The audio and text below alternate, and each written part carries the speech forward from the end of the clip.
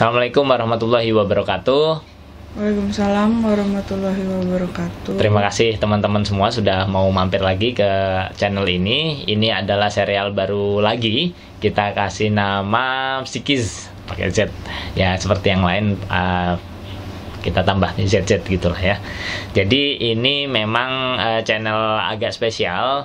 Ini sudah agak lama saya persiapkan. Ya semoga hari ini semoga hari ini bisa kita muncul satu terus bertahap, tapi memang semua program-program saya sangat membutuhkan bantuan dari teman-teman untuk bisa berbagi gitu ya, paling nggak berbagi pembahasan apa yang mau dibahas dan seterusnya ya. Jadi hari ini kita ada Mbak Diah Lucy di sini. Beliau silahkan kalau mau memperkenalkan diri dan kita mau bahas apa ini Mbak yang sekarang ini.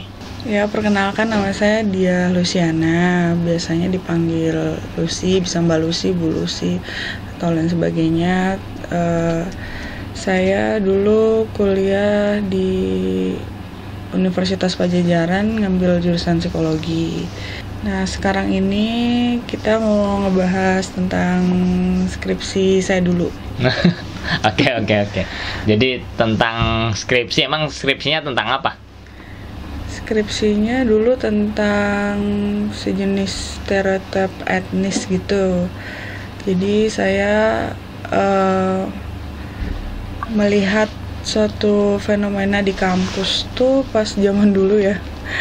Kira-kira 2000-an ke atas itu kok kalau mahasiswa awal-awal nih masih ngelompok-kelompok ya gitu, masih sama, kebanyakan kalau misalnya anak Jakarta ya sama anak Jakarta, yang dari luar Jakarta punya kelompok lagi. Nah ini gimana sih bisa kok secara naluriah ya bisa menyatu gitu. Nah ini apa yang merekatkan gitu, kira-kira tentang itu. Jadi tentang etnis. Tentang kelompok-kelompok itu. Jadi kelompok namanya disebutnya tuh kelompok in group dan out group. Kebetulan yang kelihatan itu ya berdasarkan etnisnya itu. Oke. Jadi ini tolong kalau pemahaman saya salah atau kurang tepat benar diperbaiki ya. Bahwa in group dan out group adalah artinya ada pengelompokan baik itu di dalam kelompok maupun dengan pihak luar gitu ya. Iya. Nah, terus terkait dengan etnis dan kasus mahasiswa adalah dilihat memang kasusnya di kuliah di mahasiswa, dan itu tentang anak-anak terutama yang awal-awal masuk gitu ya. Yeah. Nah, kalau orang awal-awal masuk itu cenderung gitu ya, dilihat cenderung ada teman-teman itu ngelompok gitu ya, secara apa tadi naluriah gitu ya. Oke. Jadi kenapa mereka mengelompok gitu ya? Yeah. Sesuai dengan kebetulan kasusnya yang diangkat adalah etnis ya, sesuai dengan etnisnya gitu ya. Oke. Nah, kalau saya sedikit menyampaikan juga apa yang saya alami dulu ketika S1 terutama. Kenapa ngelompok? Banyak hal. Kalau menurut saya sih karena bahasa ya, saya dari daerah, saya kuliah di tempat yang berbeda, di kawasan yang berbeda, yang bahasa hari-harinya berbeda gitu. Jadi saya cenderung mengelompok dengan teman-teman saya yang satu daerah karena bahasa yang pertama. Yang kedua karena rasa, misalnya ada hal yang menurut saya ini nggak benar gitu, atau ya itu perasaan saya kan, yang harusnya nggak kayak gitulah gitu. Nah, yang merasakan yang sama itu memang cenderung dari daerah yang berasal dari sekitar saya gitu ya, tanpa melihat etnis sebetulnya. Kebetulan etnisnya sama, yaitu menurut saya sih, buat saya kebetulan aja gitu. Walaupun mungkin, nah itu gimana tuh? Apakah seperti itu kira-kira yang di ini? Iya, itu yang dibahas. Jadi pengen tahu apakah itu terjadi spontan atau tidak gitu. Oh, oke. Jadi kan ini bagaimana persepsi mereka ketika di kelompoknya sendiri, di in-grupnya, dan bagaimana persepsi mereka ketika berada di out-grupnya gitu, seperti apa. Oke Mbak, nah sekarang langsung aja lompat deh. Hasilnya gimana Mbak itu? Hasilnya itu kan banyak item yang diukur ya, kayak misalnya ada beberapa jarak sosial yang diukur gitu. Jadi memang ada beberapa yang sesuai, ada beberapa juga yang enggak gitu hasilnya. Oke, contoh yang nggak sesuai aja. Kalau yang sesuai kan tadi udah kebayang lah apa itu. Yang nggak sesuai misalnya bahwa kalau ketua kelas atau pemimpin angkatan ini berasal dari kelompok di luar kelompoknya sendiri, ya mereka tetap dukung gitu. Oh, sampai ke dukungan ya? Iya. Oke. Terus? Tapi lebih senang lagi ketika bisa dari kelompoknya sendiri yang jadi ketua gitu. Tapi ketika yang jadi ketua itu di luar kelompoknya, dia nggak masalah juga gitu. Oh jadi bayangannya sampai sejauh itu ya, kayak misalnya bisa apakah akan dia nggak mendukung dan seterusnya gitu ya? Iya, karena kalau ngukur stereotip etnis itu sendiri kan agak jauh ya untuk S1, jadi disederhanakan menjadi jarak sosial namanya. Oke. Kan kebetulan saya tahu nih kampusnya di mana gitu ya yang diteliti. Nah, sekarang kasus ini atau hasil ini dibandingin dengan tempat-tempat lain yang penelitiannya yang sejenis, hasilnya cenderung sama nggak? Cenderung sama aja sih sebenarnya. Jadi yang buat saya agak emes sih, ternyata makin kesini tuh anak-anak muda ini udah makin membaur ya, udah makin nggak gue kan dari Jakarta, lo kan orang ini luar, gue nggak mau bergaul sama lo, itu tuh udah enggak gitu, udah kayak we are Indonesian gitu. Jadi udah lebih kami ini Indonesia, nggak jadi asal itu udah nggak penting lagi. Ya hal lainnya jadi bisa tahu ya ciri khas masing-masing etnis itu gitu. Jadi memang kenapa sih ini yang kebetulan saya juga pas yang in group ini juga sesuai sama saya gitu.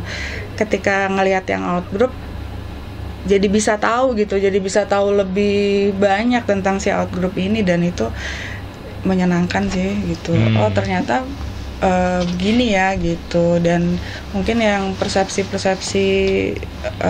lama jadi terbantahkan karena deket ya, udah deket, udah tahu gitu, udah kenal, jadi gitulah sesuai. Jadi maksudnya adalah setelah menjalani perjalanan hidup, akhirnya mereka satu dan lain ternyata makin saling kenal dan ya sama-sama aja gitu ya. Iya. Jadi maksudnya di dalam responden itu sendiri gitu ya.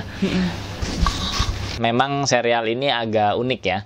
Serial ini diangkat untuk sebetulnya bridging nantinya memang ke masalah pengenalan kita semua tentang mental health. Tapi sebelum sampai situ ya kita bahas yang santai-santai dulu lah gitu ya.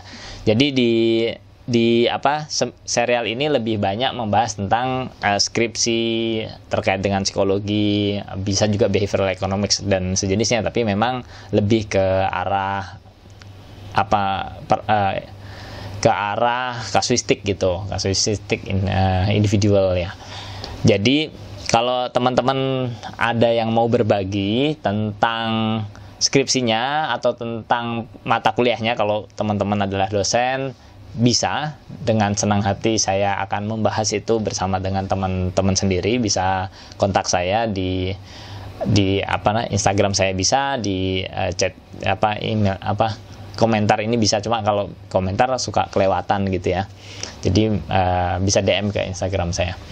Nah, saya sendiri bukan berasal dari dunia keilmuan psikologi. Jadi buat saya keilmuan psikologi ini sangat berbeda gitu ya, sangat menarik. Saya mungkin berkenalan sedikit ketika saya ambil S3 kebetulan kasusnya terkait dengan behavioral economics, saya belajar sedikit lebih dalam tentang psikologi, tapi memang banyak hal yang saya belum tahu. Jadi teman-teman kalau mau jadi narasumber, kita bisa lewat online. Akan banyak lah pertanyaan yang bisa saya persiapkan gitu, karena saya memang senang banget lah.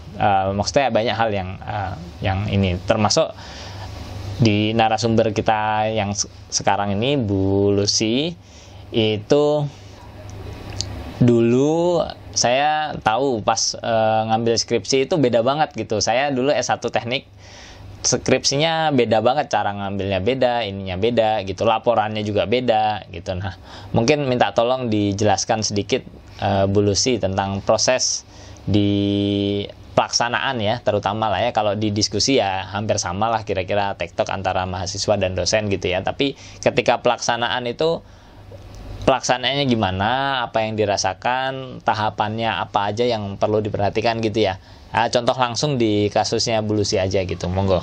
Kebetulan kalau skripsi saya kan agak beda, jadi untuk hal-hal yang agak sensitif nih, soalnya etnis kan.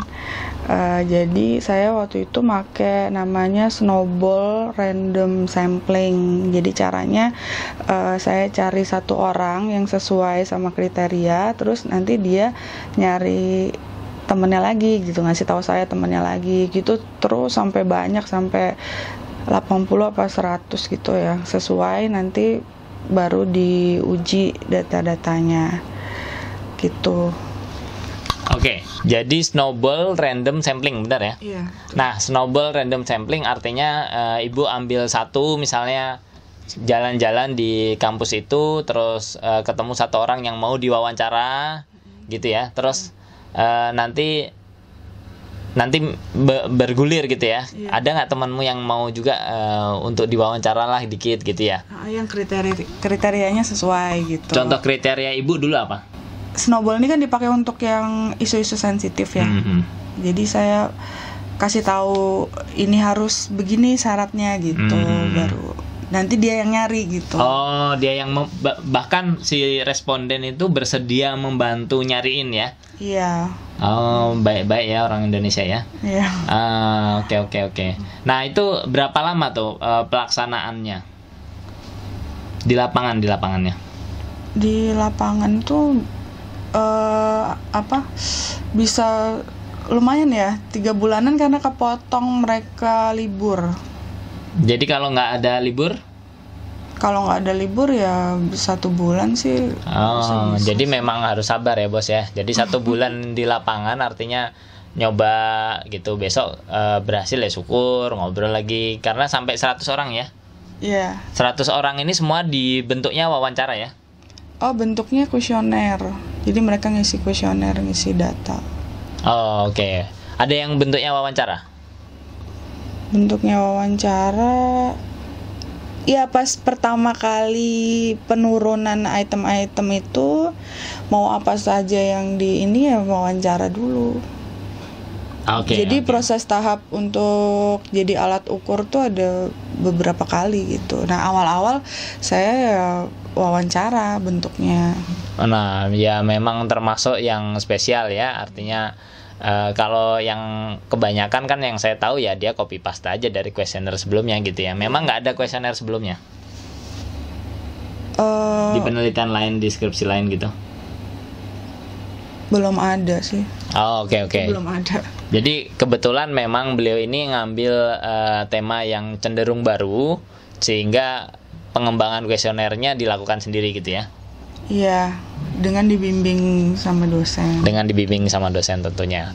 Proses pengambilan datanya cukup menarik ya, karena pengambilan sampelnya susah gitu. Jadi makin merekatkan antara partisipan dan kami juga gitu. Nah karena prosesnya panjang dan juga butuh cepat kan, waktu itu ada beberapa juga saya juga nitip gitu. Nah, ketika yang nitip ini juga jadi masalah ketika di dalamnya kok mereka ngisinya nggak sesuai sama yang seharusnya gitu. Jadi harusnya ya memang satu-satu itu, nggak bisa titip-titip. Cuma kan biar cepet ya, namanya mahasiswa kan.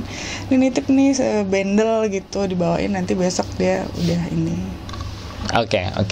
Jadi memang bagian nitip ini saya nggak bisa mengeneralisir, tapi kasusnya Bu Lucy kebetulan begitu ya. Maksud saya begini, karena nitip ini kadang juga memang dibutuhkan untuk mengurangi bias.